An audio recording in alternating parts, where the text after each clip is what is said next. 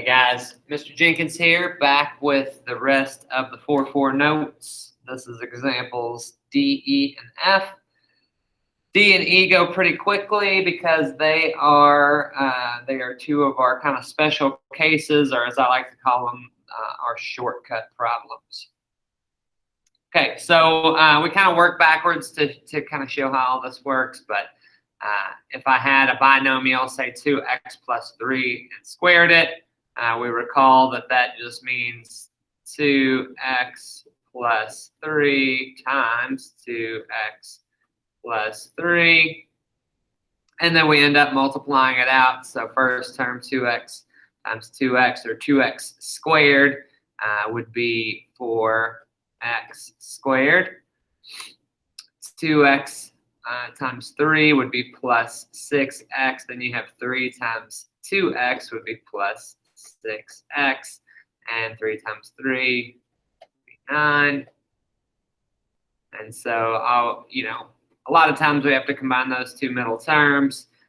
So 4x squared plus 12x plus 9. All right, so this is one of our two special cases known as a perfect square trinomial.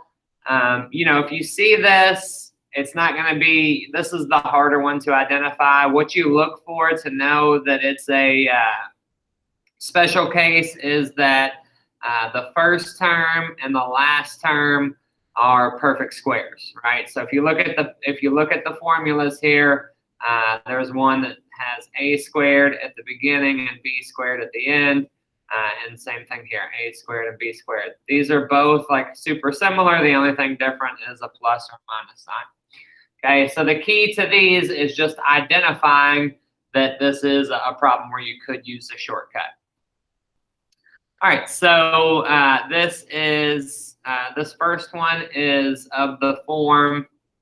Once you identify this is a perfect square, this is a perfect square.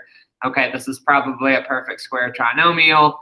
The next important thing is to see is there a minus sign or a plus sign here. There's a minus sign, so this is going to factor out into the form a minus b squared. All right, so a is equal to the square root of the first term, which is going to be 2x, and b is equal to the square root of the last term, which is going to be 6, and then we just sub in to get 2x minus 6 squared. And again, I knew that was minus and not plus because of that right there, okay? And if you're ever unsure, just, multiply it out.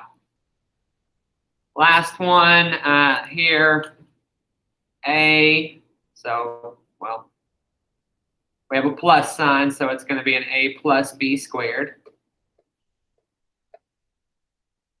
Now the next trick is finding a and finding b, right? So a is going to be the square root of that, which would be 8x, and b is going to be the square root of 1, which is 1. So 8x plus 1 squared. Now this looks really easy, and it is, but again, the key is if there are problems like this mixed in with a test, can you recognize that this is one where I can use a shortcut? If not, it's not the end of the world. You could always just, factor this out using grouping, right? So you'd think, what's a combination that's going to multiply to give me 64 times 1? So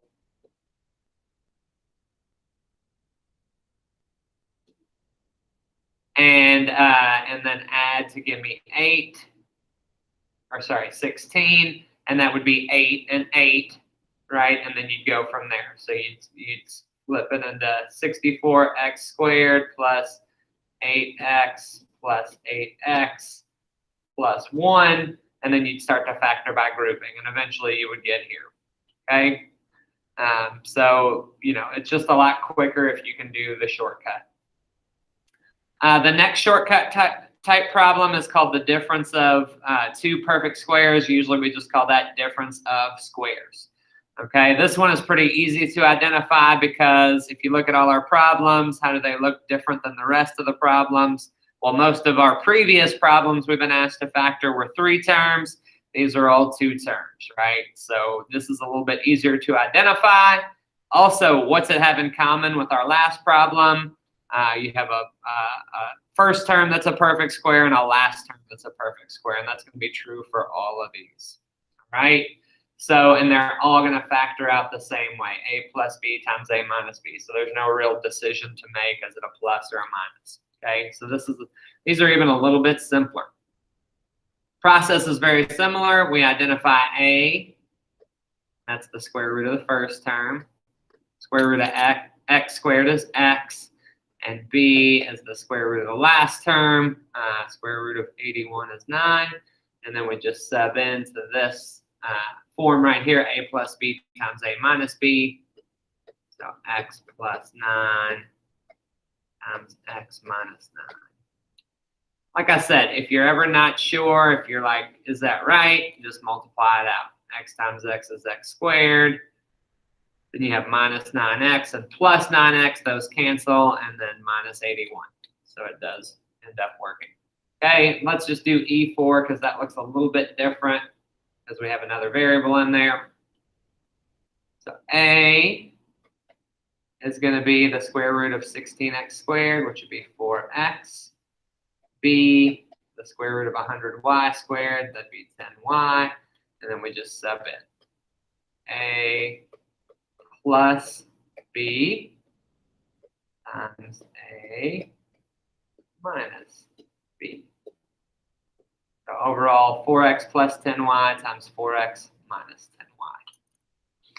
So again, these shortcut problems are really easy, but the key is identifying that you can use a shortcut. Lastly, the good thing about a shortcut is that it does make our work more efficient, and also you don't actually have to take the shortcut to get to the right answer. So if you ever forgot to use a shortcut, your approach would kind of be like this on E3. So I'm looking at E3, it looks different, but I don't remember there's a shortcut. So if you wanted to factor this out by using, like an example 3 kind of method, factor by grouping, your thought process would kind of go like this: 9x squared plus 0x minus 4 would be another way to think about that. So then we would think about what's going to multiply to give me 9 times -4. So multiplies to -36, adds to 0. And that would be +6 and -6. So you would go 9x squared plus 6x minus 6x minus 4. And then you would factor by grouping, and you could factor it out that way as well. Okay, it's going to be easiest though if you can just remember the shortcut there. All right, last kind of example is one where we have to factor completely. All right, those are the directions for all of these, but what these all have in common is that they have you have to factor out a GCF first. So I haven't mentioned that throughout any of these, but you always should look for that first. That's going to throw you off if you don't factor out a GCF first. For instance, in F1, we can factor out a 2. So we would rewrite that as 2 times the quantity, x squared minus 25. Okay, without factoring out that 2, we don't recognize that this is a difference of 2 squares, right? Because it's not right here, but it is here because that's a perfect square minus a perfect square. So we see that. We know it's going to be a plus b times a minus b. So we end up with 2 times the quantity. And a equals x, b equals 5. So times the quantity, x plus 5 times x minus 5. A lot of times, too, when we factor out that 2, we forget to put it on our final answer. Okay, I'll leave F4 for you guys and maybe do F5. So what can we factor out first? We can factor out a 2. So if we factor out a 2, we get 2 times the quantity. Let that pen show up real quick so I can see where I've written. Ready? 2 times the quantity x squared plus 11x plus 30.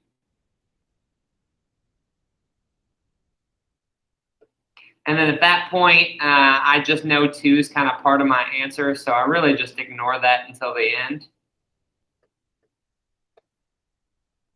So, you know, for all intents and purposes at this point, my work is in between the parentheses. This is one with a lead coefficient of 1, so now I'm just thinking what's going to multiply to give me 30, add to give me 11, and that would be looks like 5 and 6. So inside the parentheses, this factors out to x plus 5 times x plus 6. And so that's kind of just the rest of my answer. So 2 times the quantity, x plus 5, times the quantity, x plus 6. And order doesn't matter there. Usually you're going to put the 2 out front, but it could just as easily say 2 times the quantity, x plus 6, times the quantity, x plus 5. All right, let's maybe do the next 2, and then that'll be it, okay? I don't want to take all your time here. So we'll start on F6 by factoring out its 2. So first step, we're going to rewrite it as 2 times the quantity 6x squared plus 5x minus 6. And then, so my lead coefficient inside the parentheses, because that's where I'm looking now. I just know this 2 at the beginning is kind of part of my answer, so I just ignore it kind of until the end. I'm just going to write it down here at the end so I don't forget. And now I'm trying to factor what I highlighted there. Lead coefficient's not 1, so I'm going to go ahead and factor by grouping. So what's going to multiply to give me negative 36 and add to give me 5. All right, so let's see. I think that'd be 9 and 4, right? So if we want the sum to be positive, we'll go positive 9 and negative 4. Positive 9 and negative 4. So we'll rewrite this as 6x squared plus 9x minus 4x, which again equals 5x, and then minus 6. Then we factor by grouping. So out of these first 2, I can pull a 3x. So in the parentheses, that would leave me with 2x plus 3. Out of here, I can pull a, so you always want to keep the sign of the lead term, so it's going to be a negative something. So a negative, looks like just a negative 2. So minus 2 times the quantity. That divided by negative 2 is 2x, and that divided by negative 2 is plus 3. So my 2 factors at the end are 3x minus 2 and 2x plus 3.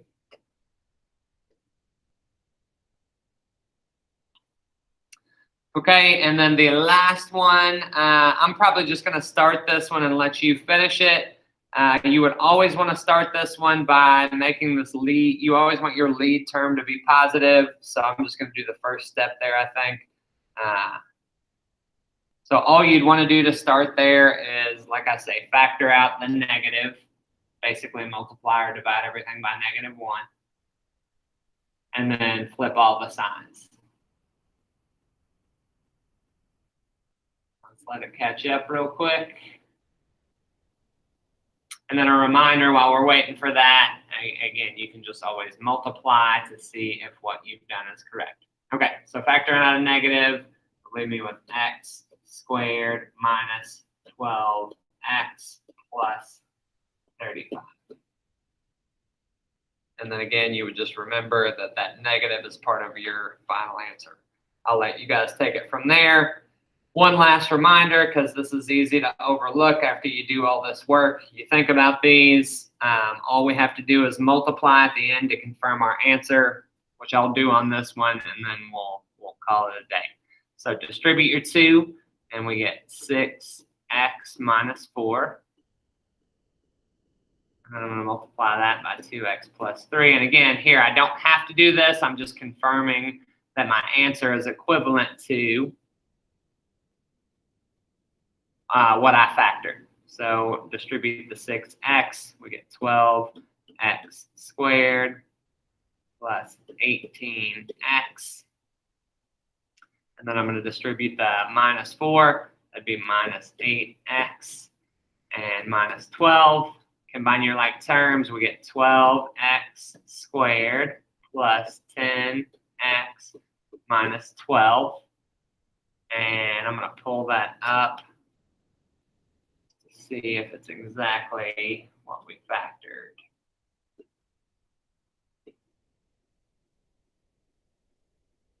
And so we started from 12x squared plus 10x minus 12. So you can see that what we factored there is in fact equivalent to our first expression. So that is it. So just to recap what we covered today, the 2 shortcut problems, the perfect square trinomials and the difference of 2 squares, and then those problems that was kind of a mixed review at the end, but they all had a greatest common factor that you could start with. All right, so hopefully you can get your 4-4 assignment done by the end of today. And then tomorrow during our virtual day, we will kind of review what we've learned in 4-4 because it is a super important lesson. So just stay up on everything and let me know if you guys have any questions. Thanks. And as always, hope these help. Have a good one.